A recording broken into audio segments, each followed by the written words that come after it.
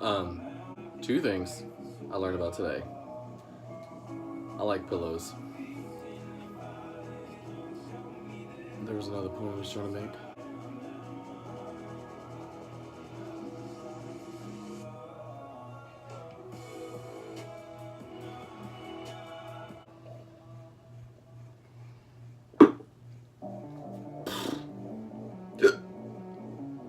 Thought about this date I went on around New Year's. It's really funny. Where's my dog? I'll be right back.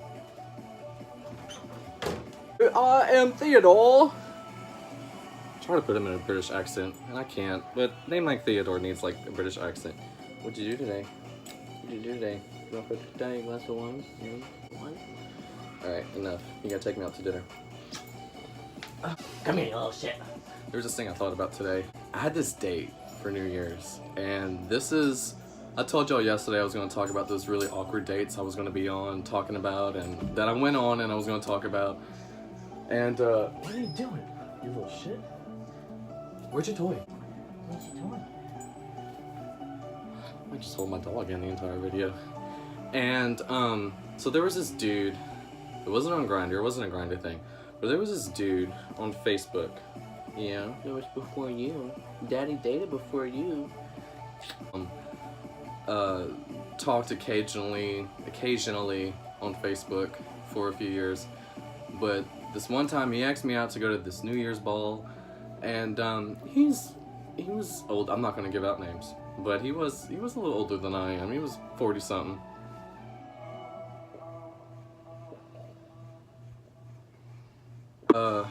I told him that sounds great, but let's meet. You know, we don't even know what we look like in person. Of course, he was good with I thought he was pretty good looking too. We had a nice coffee date. Then he was just like, how about you come back to my house? The ball's tonight. Go home, get a bag. This was in Baton Rouge, and so yeah, everything was going really good. I said okay. It seemed like something fun to do and meet new people. It was a black tie event, you know. With some humans. It's a black tie event, and but that's no problem. I got like 20 suits in my closet that was an excuse for me to just get really cute and stuff.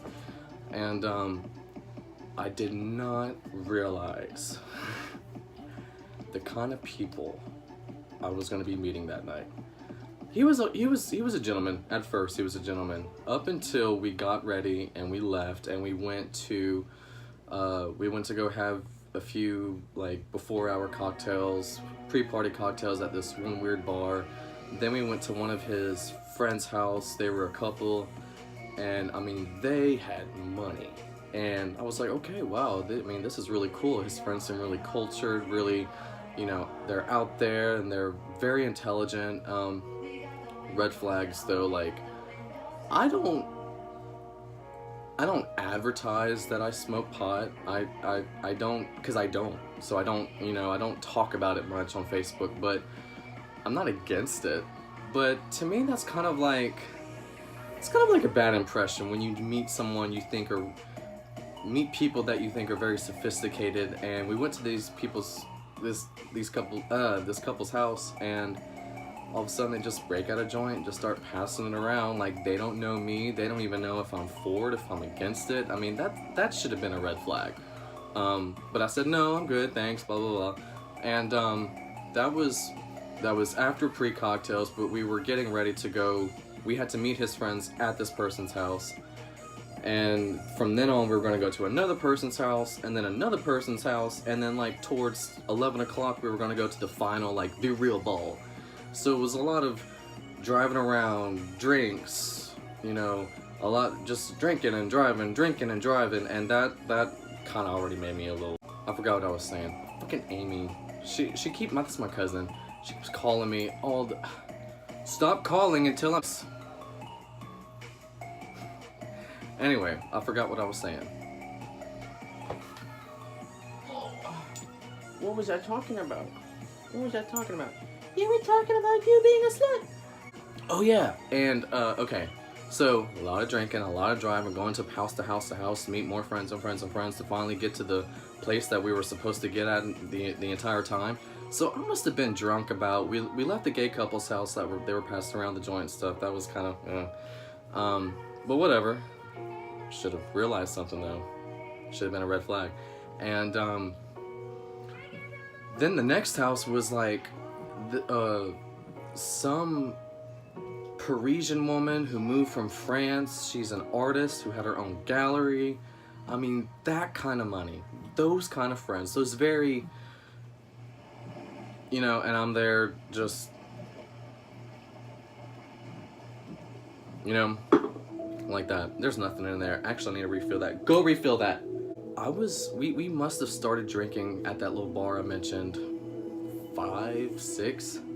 I was drunk come 9 o'clock at night at this artist person's house. I mean, this was like a glass house, like those, like it looked like a New York contemporary style penthouse, kind of like, again, that kind of money.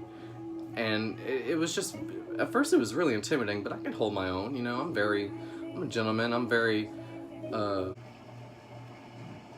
so everyone was initially very, very nice. And I got drunk really early, like I was saying before. It must have been like 10, 9 o'clock, I forgot. And I went up to him, I said, hey, look,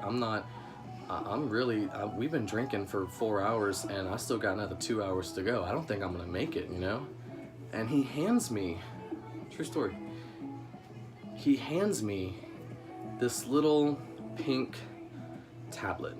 And like I said before, I have experimented, but only, pot, and it didn't have a good effect on me. I didn't like it. And, but that's it. I don't know much else besides the box. And he handed me this little pink tablet, and I'm clueless with drugs. I had no idea what it was. I thought I did. It was, in my head, oh, how nice. I'm telling him I'm not feeling too good. My stomach's a little upset because I haven't eaten anything yet. And he's carrying around Pepto-Bismol, What a gentleman. Yeah, sure. Give me that. Thanks, buddy. And I took it. 2 minutes go by. I got another glass of wine. You being around all that money and tell me, if you're not gonna, whatever.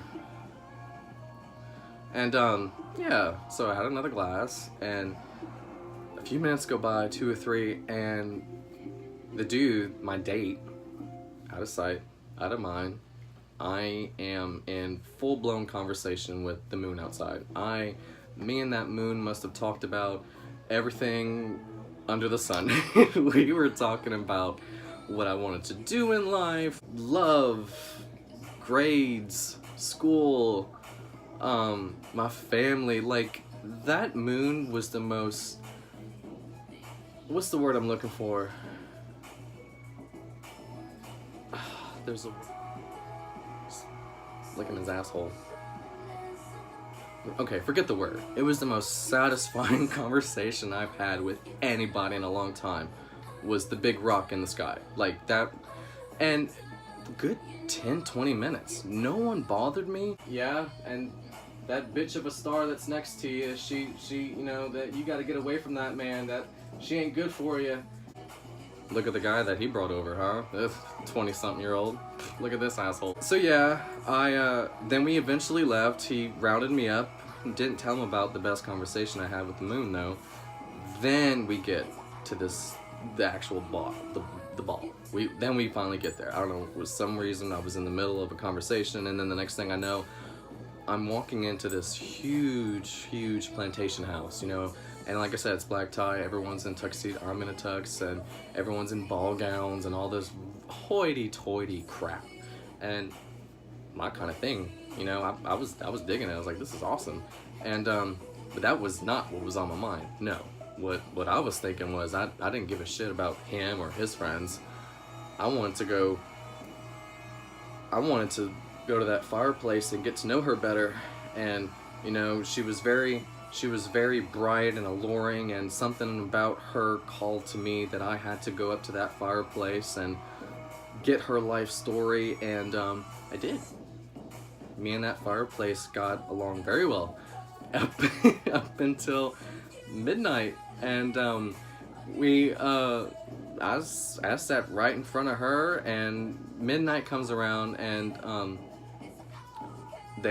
hearing in the background that they're announcing, and I thought that was kind of rude, they were interrupting, but they did, 3, 2, 1, Happy New Year's, all that other shit. Then I kind of came to a little bit. I kind of, what am I doing? And I look over, and my date is nowhere to be found, and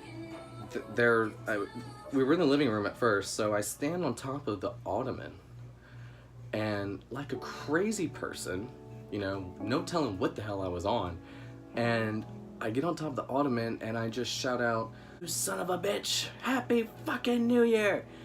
And he popped out of the kitchen, everyone's staring at me, and I'm like, what's their problem? And no idea. And he grabs my arm, gets me down from, I'm guessing this ottoman was from Pier 1 or something, whatever the fuck. And drags me outside, tells his friends bye, and I'm like, later dudes. And we get in his car, nothing was said, I'm just ready to pass out, I'm tired. And we go back to his house.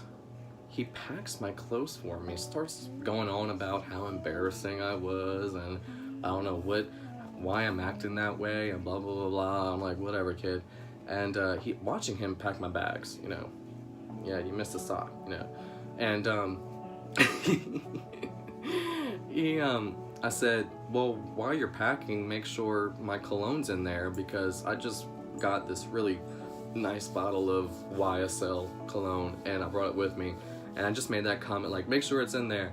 And he goes, I don't know where the hell it is, but here you go, that should cover it. Just throws a $100 bill in, which it didn't cover, by the way, and throws a $100 bill in the bag, just to get me out the house. He goes, your Uber's waiting outside, get out, get out. And all this other, and I'm like, okay, well, Happy New Year, this was really lovely to meet you. And he walks me outside, slams the front door in my face, and I'm looking at this Uber, and I said, that son of a bitch, I can't find my cologne. I found the cologne as I'm putting the bag in the trunk, and I see it, and I see the $100, drive right now, go, go, go. And it made for a really fun New Year's anyway. It's not Pepto, kids, don't fall for it, it's not Pepto. It did not help my stomach at all. I paid for it the next day too, and I still went to work 4 hours later. I had to open my store. Yep. Anyway, till next time, I'm gonna get another glass.